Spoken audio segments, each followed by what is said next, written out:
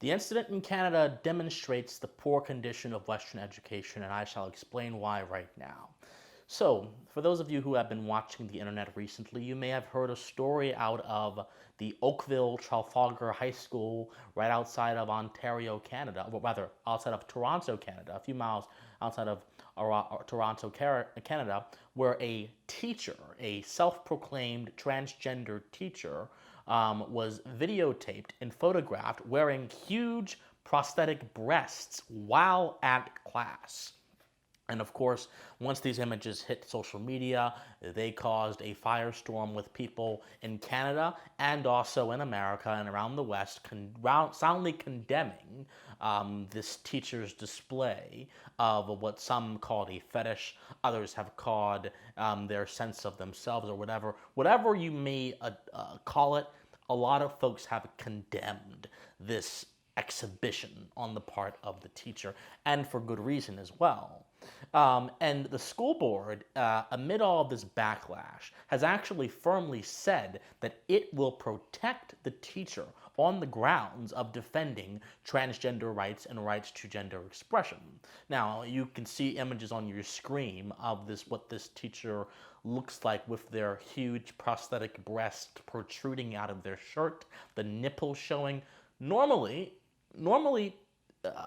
people wear bras when they're in public places like this, and that prevents any more, erogenous zones from showing. Guys, I'm trying to treat this seriously, but sometimes you just have to deal with it as it is. But a lot of the argumentation coming out against this is only barely sufficient. I think the right is doing a particularly poor job at articulating the case as to why this is bad. I saw a tweet that Peter Boghossian made recently, and he said something like, you can't give me a good reason. It's hard to give you a good reason, a good philosophical justification as to why certain things that are happening in education shouldn't happen. Now, I don't think that he is correct, but I do think that he may be correct in one sense, that a lot of people don't think deeply about what is actually going on in educational institutions in America. So what I want to do is explain why this instance that we see here of this teacher wearing breasts is not just a silly thing, it's not just a vulgar thing, it is reflective of the broader condition of Western education, and it's also reflective of where education in the West is most certainly going. Now, there are a few arguments that have been used to condemn this act, one of them being that children, minors, in a school context, in any context, are innocent. And because they are innocent, they should not be exposed to this kind of stuff. Then there's also been appeal to tastes. There have been folks that say it is not good to wear this kind of garb or rather this kind of object in a professional environment. And there have also been appeals to the proper role of education. Well, it is not proper for education to contain this kind of stuff. They should be learning reading, writing, arithmetic, all that kind of stuff. So the justification about children being innocent and about the proper role of education, both of these are merely baselines. Let's start with the first one. Children are innocent. I have made a long video on this channel about queer theory where I go through, step by step, book by book, into the queer theorists' efforts, not only to indoctrinate, but to deconstruct and destroy the notion of children being innocent, so as to open the door to pedophilia. This is real. This is happening. I do not care what the leftist influencers on Twitter say. This is a real phenomenon which people, any reasonable, insane person, must keep their eyes out for. Having said that, it is a self-evident axiom that children are innocent. And stating that children are innocent does not move the discussion forward in a productive manner that actually helps us destroy these anti-civilizational ideas. Stating self-evident axioms to people who do not care about self-evident axioms does not help anything on a practical level. The people who are pushing for this kind of sexual exhibitionism to be paraded in front of minors, they know children are innocent. The people who are pushing this kind of radical self-expression in ways that defy all norms, norms that exist particularly to protect the consciousnesses of individuals who may not be able to react healthily to some stimuli. They know that those norms are important, but they either think that those norms are oppressive, or they're antiquated, or they don't matter in the broader scope of the political agenda. Therefore, it is not enough to say that children are innocent, therefore bad. You have to already accept as a fact that children are innocent and then proceed forth from that premise into other premises. That's how we have to make our arguments here. Now, the second argument about education. Yes, education is supposed to be about reading, writing, ABCs, mathematics, all that kind of good stuff. But the mentality that education, that kids are supposed to be learning their ABCs and math, is also one of the reasons why we're in this mess in the first place. These are baselines. Of course a kid should learn how to count. Of course a kid should learn basic arithmetic. Of course. That's not the argument that we need to be making. When education became reduced to rote memorization of certain things, that is the moment that we opened up youth in the West to these kind of vicious assaults on their conscience and on their senses. You see, this idea that you're supposed to go through school and you're supposed to complete all of the standards for certain grades, and that's supposed to be sufficient, is an idea that is actually not concerned with education whatsoever. We have lost sight of what it means to truly educate someone, my friends. And this is not only the key to beating back the kind of anti-civilizational ideas I mentioned, but it's also the key to cultivating a society where what we saw in Canada is not at all possible, because free people would raise their voices in conjunction with their human wills to reject that which does not conform with the proper mode of things, i.e. what a teacher should be doing in the classroom, how they should be presenting themselves. So we have to consider, what is education? It is not my intention to reinvent the wheel on this topic. There have been plenty of things written over the past thousands of years on this topic. But I want to bring us all back to an enlightenment-based ethic on this topic.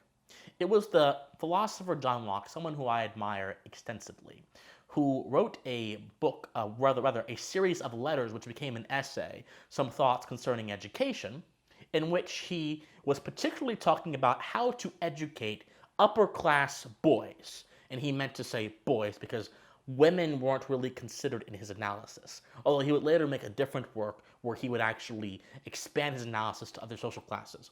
But some of the principles that were placed in his essays concerning education are actually rather important for us to consider. Now, Locke proceeded from this idea that children are a tabula rasa, meaning that they have no innate ideas, no preset functions. Everything that a child learns, he gets by experiencing it through experience. And therefore, for Locke, it was very important for children to be taught things that would help mold them into a mature being. You see, Locke was not concerned with merely keeping a child in its infantile state. Locke was concerned about preparing the child for adulthood whenever that state may come. Now, that's the baseline. Now, I don't agree with the tabula rasa idea. I think that idea is obviously not correct. We have evidence to suggest that there are things that are innate to our existences. There are preset things like genetics that do exist. But this idea that education molds and makes the man, that's what I want all of you to pay attention to. Now, let's go away from Locke. Let's go to Christian Watson. So, as I was thinking through this, as I was using the yardstick set forth by Locke to measure this issue, I began asking myself a question. Well, if education makes the man, then shouldn't education have some relation to man's nature?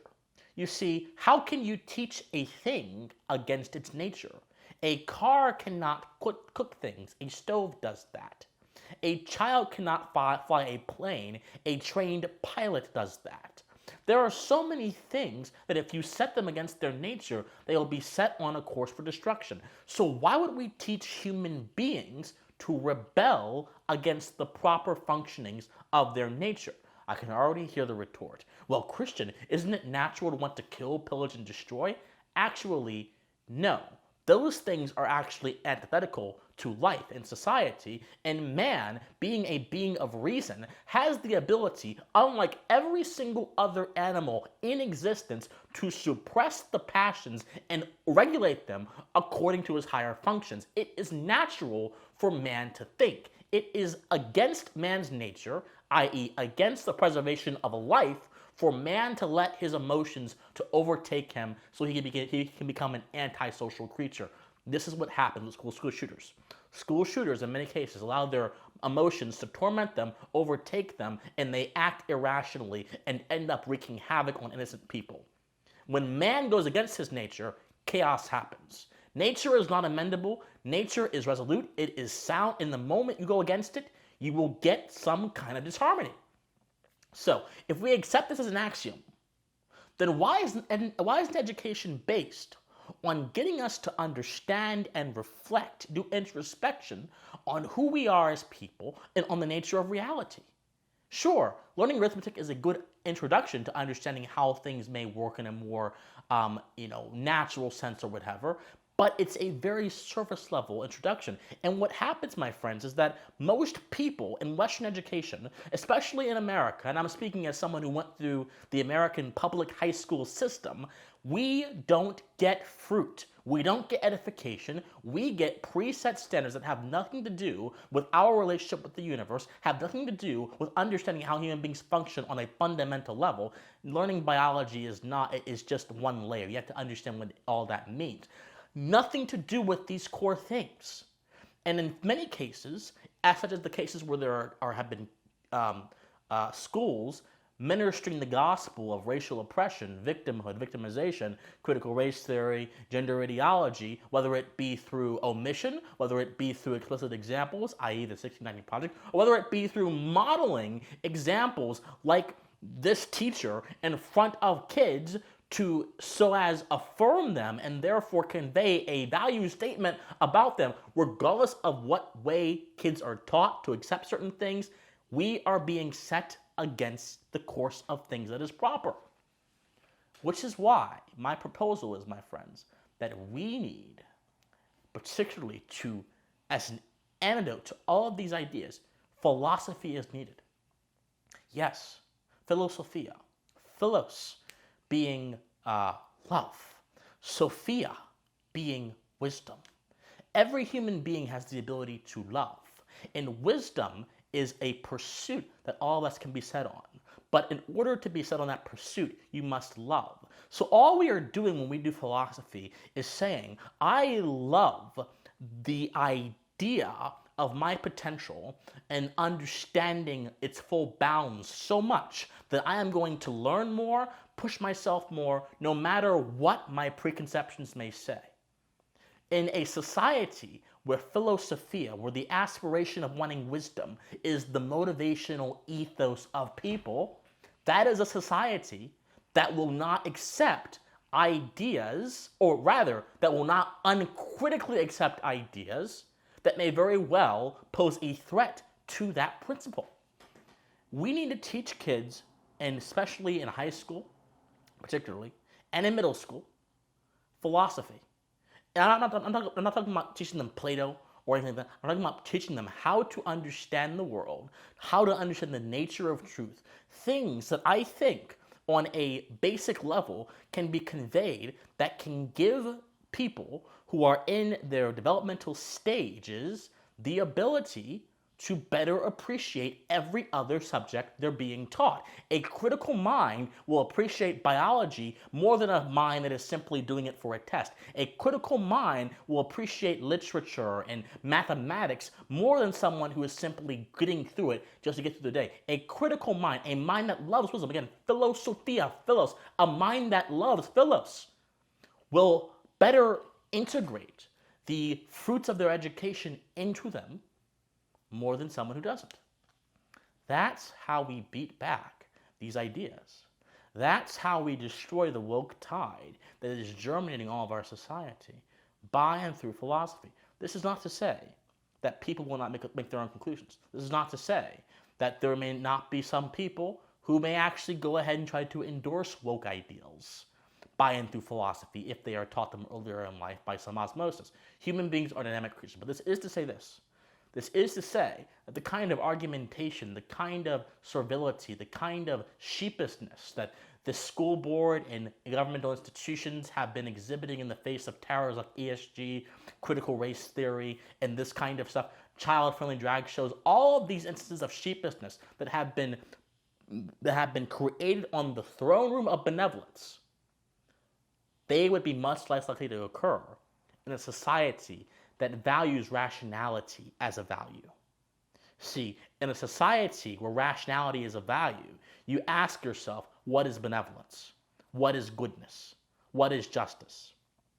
My last point. In a society that understands justice, this Canadian teacher would not be able to go ahead and wear these huge-ass prosthetics, excuse my language, in front of all these minors, who, by the way, some of them have been protesting in front of the school with their parents about this as well. Others have said that they are afraid to speak out because nothing will happen, because the school board is chilled and servile to the false god of benevolence, so to speak. A society that understands justice will understand the proper relationship between two or more people in any given context. Justice is about protecting the rights of the individual against all assault. But justice is also about, implicit in that idea, securing the objective meaning of things. Because if there is no objective meaning to the rights of the individual, how can justice exist? If there is no core ethos or foundation, how does it actually exist and withstand any kind of mere preferential objection? It can't. Justice, the idea of justice, at least that was so part and parcel to the Enlightenment, natural justice, was based on acknowledging objective truth in a sort of universal moral order. But our society right now in the West has embraced the idea of social justice, which has been objected to and ripped apart by so many good thinkers. But it is flawed in the sense that social justice is focused on reducing justice, a universal pursuit that all of us have access to skin color, to unimpeachable, intractable class status, to sexuality, to things that we cannot change. Those things become matters of justice. So how just you are depends on how you act towards certain people, as opposed to the proper idea of justice, which says that justice only depends on you interacting with another human being. They don't have to be gay, straight, black, or whatever. Justice is you treating another human being correctly, regardless of what their individual characteristics might be. The kind of justice preached by social justice is the kind of collectivist thinking that allowed slavery to flourish for generations. I said what I said. A society that values justice will not allow this kind of stuff to happen. This has nothing to do with trans people. This has nothing to do with any sexual minority. As many of you know, I myself am gay. I had nothing against trans folks at all. This has nothing to do with that. This has to do with the subversion of basic norms rooted in empirical observation about what is necessary for the preservation of a child's innocence and preservation of society. We have to value justice. We have to go beyond baseline assumptions. And we have to be willing to interrogate these ideas, these sacred cows, with our reason and bring forth the tools that people need to be critical thinkers, i.e. philosophy, philosophia, to continue to weather this cultural monsoon that we're in. That's what needs to happen. Whatever you think of this Canadian teacher, what needs to happen to make sure this does not happen again is we need to be more critical thinkers. A society that embraces philosophy will encourage debate about this. They won't shut it down because it's part that the person who is the subject of the debate is part of a protected class. That's what we all need to be embracing and getting back to, in my opinion. And I think that so if we don't do that in society, postmodernism and all these ideologies that try to subvert truth will continue their long march towards hell, and they will bring us all with them. And my golly, I'm not going down that path without a very fierce and courageous intellectual fight. I hope all of you join me. My friends, I love you guys so much. If you love me, please be sure to support, leave a like, leave a comment, subscribe, share. Guys, stay pensive. See you on the next time.